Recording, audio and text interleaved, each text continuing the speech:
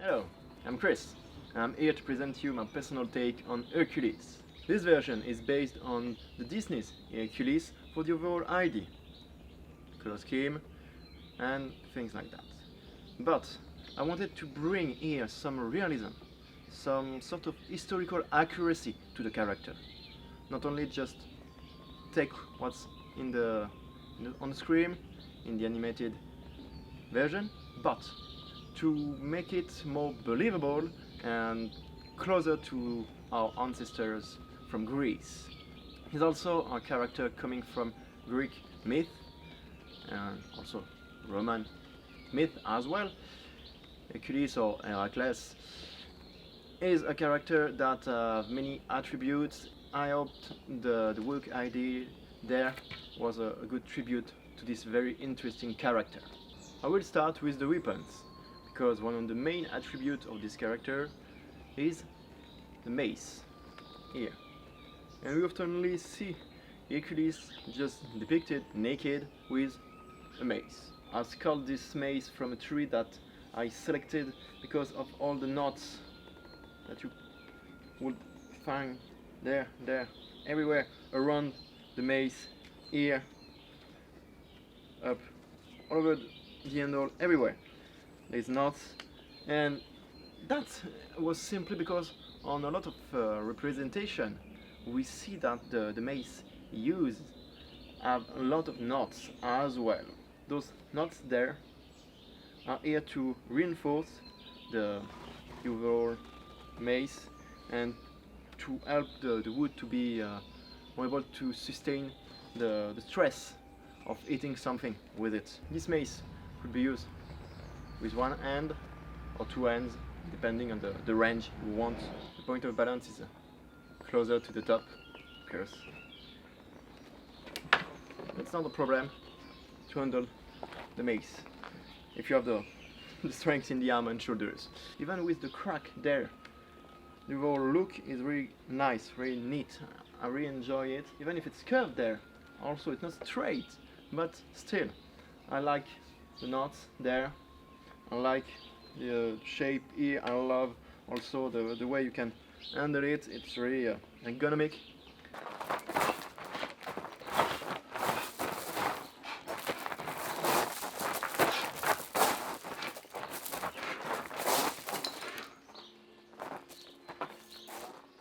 And the other weapon we can see with Hercules is the sword, the Xiphos. This sword here is the closest I've found to what we can see in the movie, in the Disney's movie, which could also match a bit the historical references for Hercules. We can see Hercules not only in the Disney movie with this kind of sword, but in a lot of representation dating back to ancient Greece. This Xiphos is not something that I made, it's something that I bought, and I covered the handle there with leather. I edited also the pommel in order to make it less angular there. I smoothened the angle. The sword came in a scabbard. The scabbard have a lion there, a brass lion at the bottom, which is good for Hercules as the lion is one of his attributes. This is why I loved this idea there to match Hercules with this kind of sword. The strap here is something that I made. Everything is decorated, and I use two rings here in order to close the strap. There is one strap here with the two rings and a long strap coming over me there that I close there with the two rings passing through the two and locking it like that, and it holds quite well. This kind of strapping is what have been used by the Greeks on this sword for what I saw on historical representation. This is why I decided to go for this idea. This sword there on the side is not a problem at all. If you want to run, if you want to move, if you want to escape, to walk, it's not a problem at all. It's just on the side here. And it's not a problem also to just unshed it like this. That easy.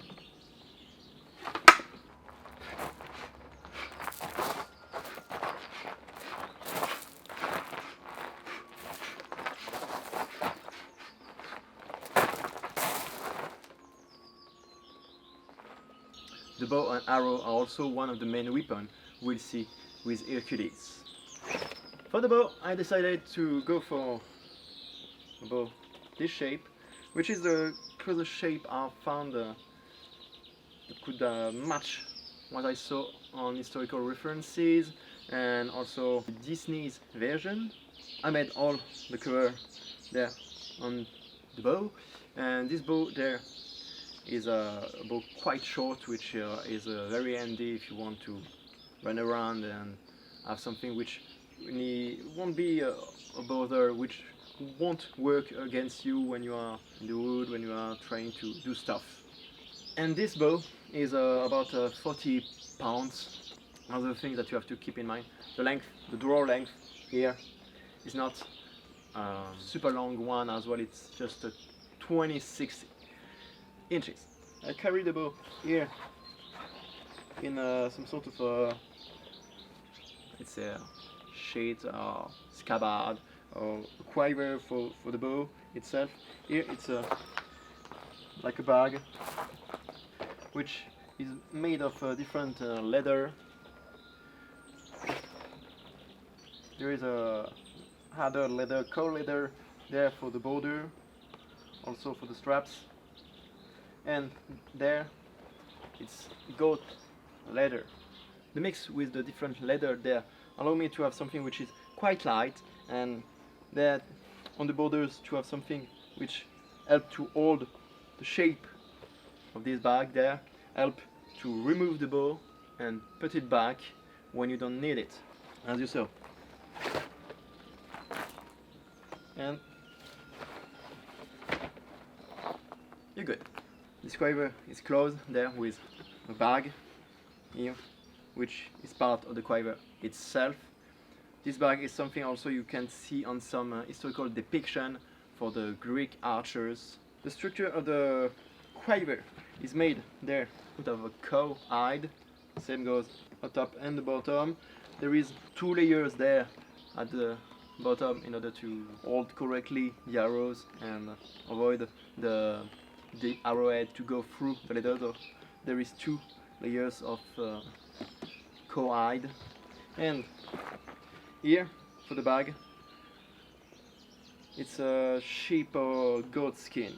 The quiver is held there by leather rope, here and here a strap with rings, and the ring that is there on the quiver is something that you can see on some historical representation as well. The inspiration came from there, as well as the design here and here. It came from historical representation, and it gave me the inspiration for this quiver. Everything, the shape, decoration, everything. I try to back up it at least a bit with some historical representation, so historical references always. It's on a leather belt. This leather belt here is actually a strap that could be also used to put this quiver there, not only as a quiver that you will hold on the hip here, but a quiver that you will also be able to use as a back quiver, because we have this kind of representation for the ancient Greeks. We have a lot of back quivers, so both could be used. The arrowhead there came from Labor Temporis. It's made out of brass, and I made there the feathers. This wrapping there is made out of nerves, artificial nerves you could find in shops. Everything is held for the quiver and for the bag here, the bow bag. Everything is held on the strap here, sort of belt. To from there manage the different angle you want. You want it to hang, you see, or the angle there.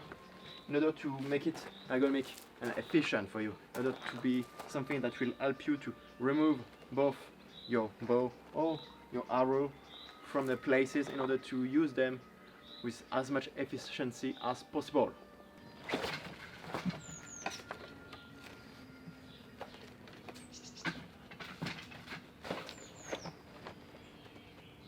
And if you want to drop your bow and arrow, because it will be something disturbing for I don't know what, because you're fighting something if you want to remove it fast, and just have the strap that have been knot in a certain way that if you just hold correctly here, but if you just pull on this part here, just remove everything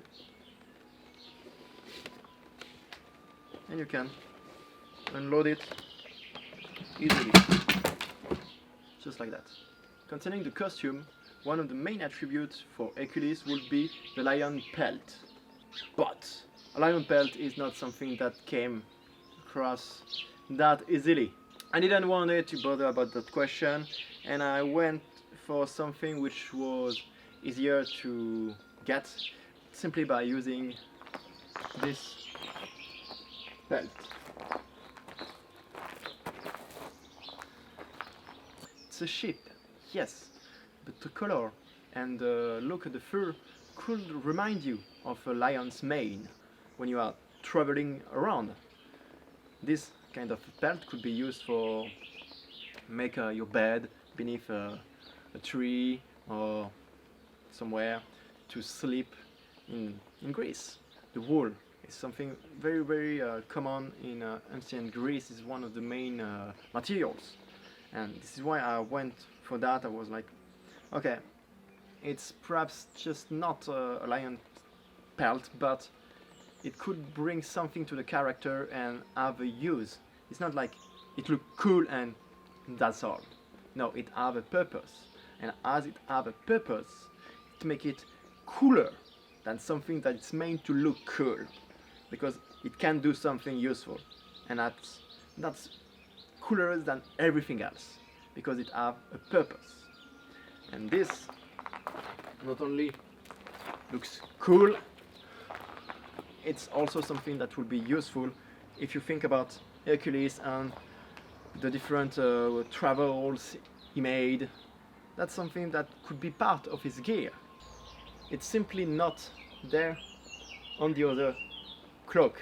I've simply stitched leather straps here on the belt, and these are the one I use in order to knot it on the cloak. The cloak itself is made out of wool.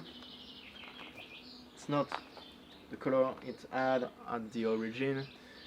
It's something that I dyed, and I obtained this color, which is not like the bright blue you'll see in the Disney's version, but the blue is very what I could have perhaps expected to be the best, because it have nuances, and depending on the light and everything, it could be a bit darker or a bit more like a regal blue. All the nuances there are very great, and also it's very light. It's a light wool there, which make it very easy to carry around. It's not a weight on my shoulder here.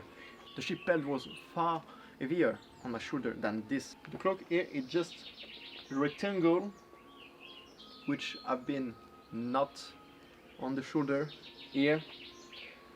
Well, not exactly knot, it's just wrapped around the rings there, and there is a laser rope which is knocked around there, around the fabric, holding everything together tight, and trust me, it holds very well. And as it's light, it's not a problem to move around, to do things, eventually fight. It's not a problem. This is very light, and also it could bring, in the idea of the travel and everything, it could bring something also that you could use as blankets.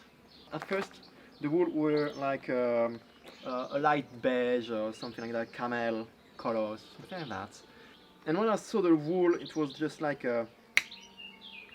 I saw it and was, okay, that I can dye this. It's pure wool, so I can make something great with that, and I already knew it would be the cloak for Hercules, and here it comes, and I'm very satisfied about it. And now the shoes. The shoes there have been made by Jean-Baptiste Ferret, great craftsman. He basically made nearly every single shoe or boot that I own for costume. It's also the kind of shoe I use for my work when I'm fighting as a gladiator, or even the shoe I use for Middle Ages for work. Same, they came from Jean-Baptiste Ferret, and I would recommend his work to everyone. It's a kind of shoe that could be found during the antiquity. I had those one in store because it's also the kind of shoe I use for my work, and it just came out to be a good match for this character. For the embraces there, it's the first version of embraces that I made years ago for another character. It was for Valton, a guy from Warhammer Fantasy, if some of you may know this. It's another character that I have to finish, and I changed the embraces there, and I preferred to use them for Hercules. It was something that came to me as something natural. The look of it and the different scratches it have. Well, I changed the little ropes here in order to match what I expected to have for Hercules.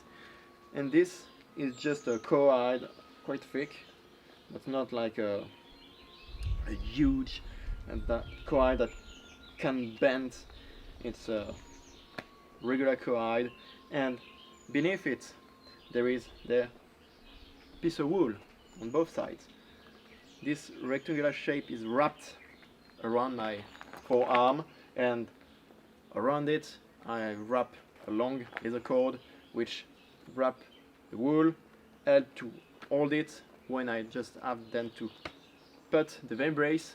And I finish the wrapping with, this time there's a rope that is on the embrace itself, and then I finish the wrapping around the wrist here. I don't have to make exactly like a knot and just wrap it, simple knot without too much tightness there, and I just push everything, push there is a rope beneath it, the crisscrossing here, in order to hold everything together. That way it's something that would hold correctly, won't be too tight as well, and it brings a lot of comfort when you have this on you, instead of having something really tight and close with a knot. That way there is less chances, as well as the knot, it's not exactly what hold everything together, that it just the knot just remove itself during the day, and that's a pain. So that way there is absolutely like no chances that something could remove the embrace from my forearm. There's absolutely no chances. You'll have to remove by yourself everything before you can remove the embrace and everything else. And the padding, of course, add comfort and protection. I have there on the right hand like mittens. It's something that I improvised because I wanted something to protect my hand when I was shooting with the bow. I wanted something to match the character, because when I start to add a glow when shooting with my bow, I was thinking already, if you are needing one when you are training, you will need one as the character. So this little protection here is something I have totally improvised with scraps or leather that I had. It came out quite well. I like the rugged look, and it's something that will hold correctly as well, because there is different kind of strapping around the wrist here, so it's something that will stay there and will be quite comfortable as well, because I also thinned the leather at the palm here in order to have something of a better grip. It was quite thick at first, this part of leather here on the palm, and I just thin the leather by removing a bit of the thickness, and that way now I have good grip and it's quite comfortable. Here, the Disney's movie, you don't have some pieces of armor there, nothing at all.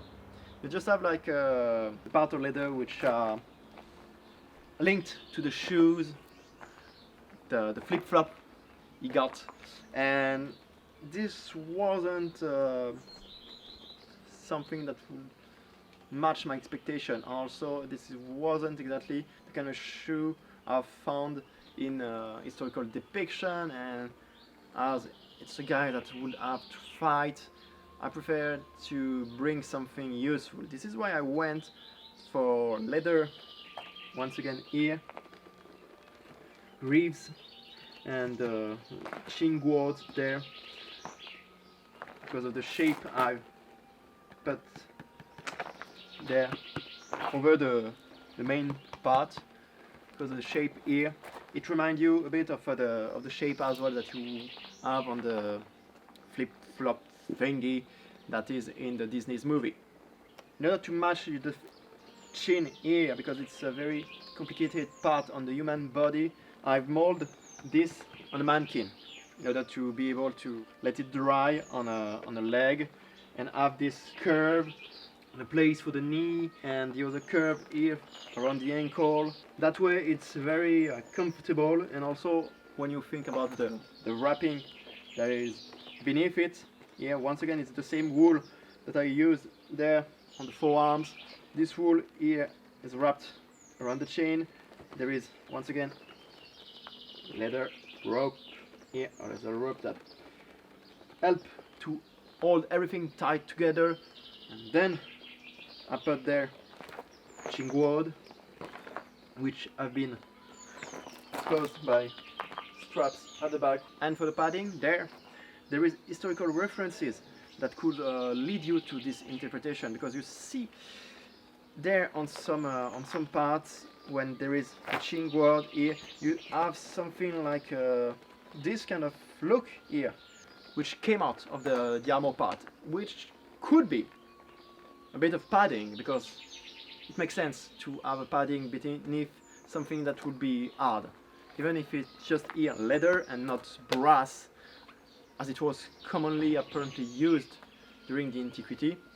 I prefer to went everything for Hercules. Everything is made out of leather. I didn't went for brass parts at all, but I wanted to at least be as close as possible to the historical references we could find.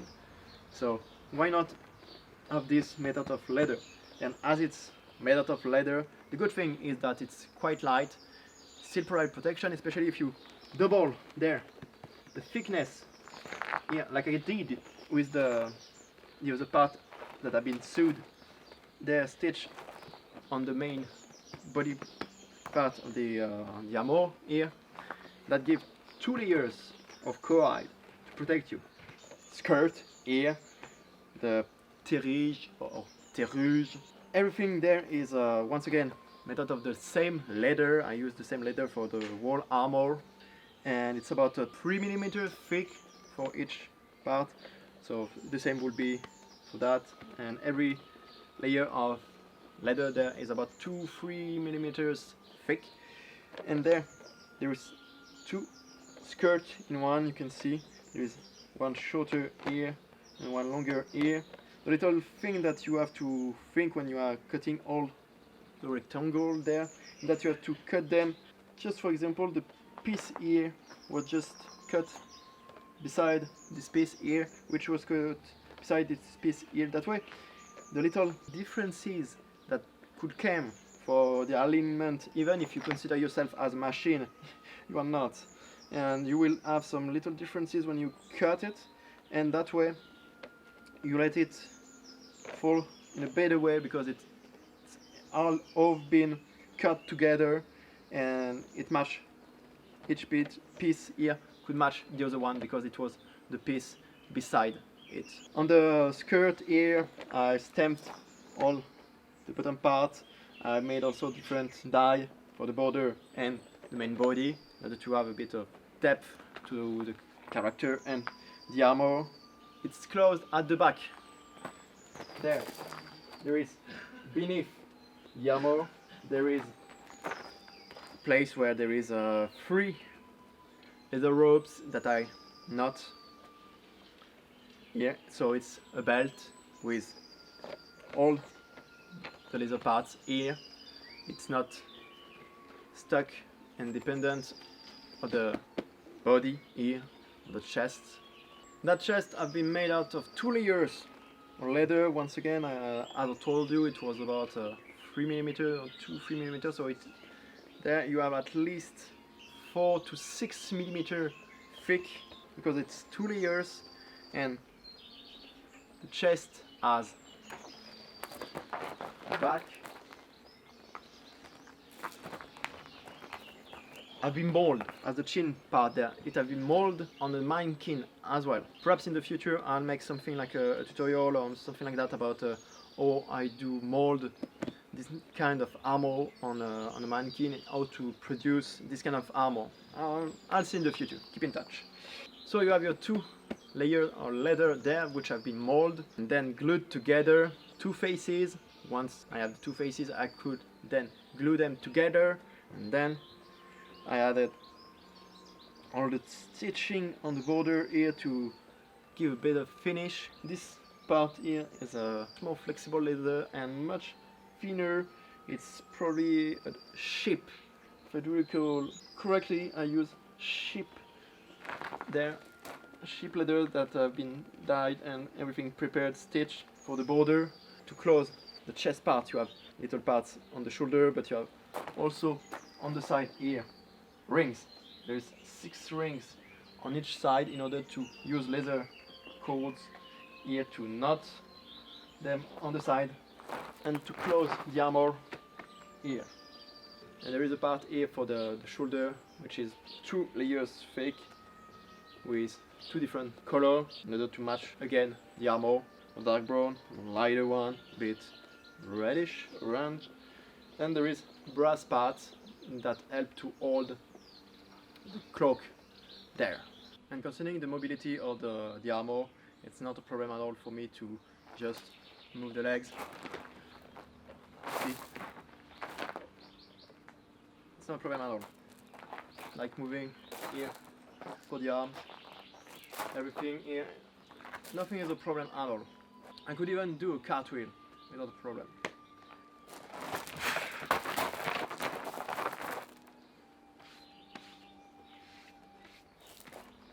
And this is how the shoulder look, with the brass lion here, and other references for Hercules. This is a reproduction from some of the little brass parts you'll find on Greek shields. So I took this and I used it on my armor. This is where you see the wool loop around the ring, and it's not there with the laser rope. See the details, and there is a rope that it's attaching everything together.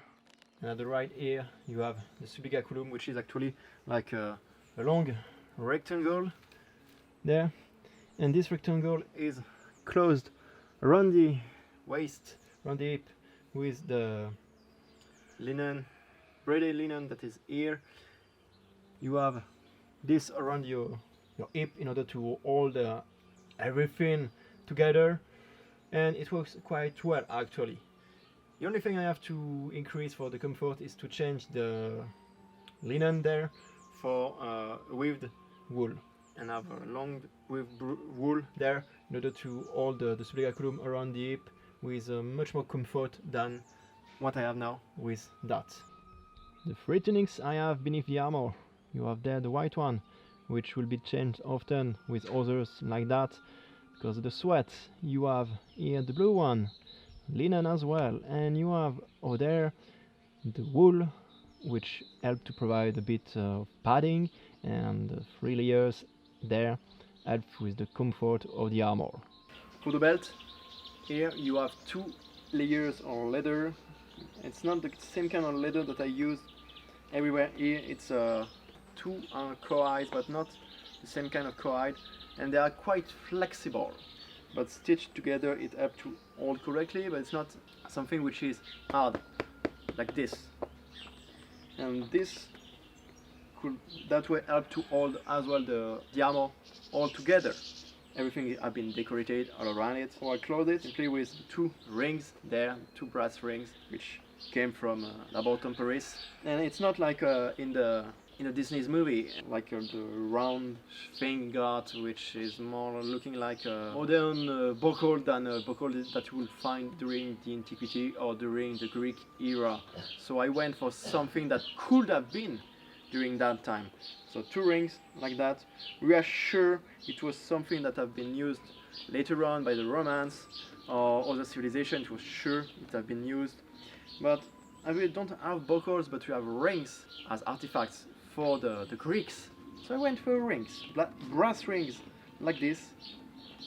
Just there's a rope here, thick, still flexible, and it's good. And it holds very well the armor all together, and it helps to bring comfort to the overall thing. This headband is in Disney's movie, and I wondered how could I make it. And so I whipped this headband all by myself, woolen threads together, and the different color there came from the inspiration I had from the Disney's movie, and I tried to match what I saw there, because there is not like a blank color, there is a bit of nuances there, and I wanted to give also nuances in order to have something more interesting to the eye for this kind of costume. Not just have a blank color wasn't my idea about this kind of work, and it could have been done to have different colors like this and to match them together. So why not? Why not have this? One fun fact about the headband is that it reminds me of something concerning the Olympics. During the Greek Olympics, the winners of the different contests could have won a rope, a braided rope of red wool. So I like this little fact because it reminds a bit of the background there is behind the character, and perhaps yes, could be a reference to that. You can see it as a reference to that, even if it's a bit something that you pull out of the common interpretation, but yeah, it's just something that I have to share with you. Concerning my beard here, it has been a choice to go for a beard instead of just being well shaved, because most of the time in historical representation for Hercules we have a guy which have a beard, so I went for that. Later on I'll probably shoot without the beard, I'll see, it depends. That was my take on Hercules, and I hope you enjoyed it. Hercules won't be the only prince from Disney that I'll try to bring a bit more into the historical side, into the historical interpretation that could be done of these universes. And the next one will be Robin Hood. If you want to follow the work concerning that character or the other work I can produce, it's easy, just follow me there on YouTube. There is also my Facebook page, my Instagram, even DeviantArt. You pick, you choose. There's different content depending on different social medias. So if you want to follow, it's not so hard. Subscribe. It has been a pleasure to share my work with you. I hope you enjoyed, and I wish you a great day. See you guys. 12 rivets for 12 tasks.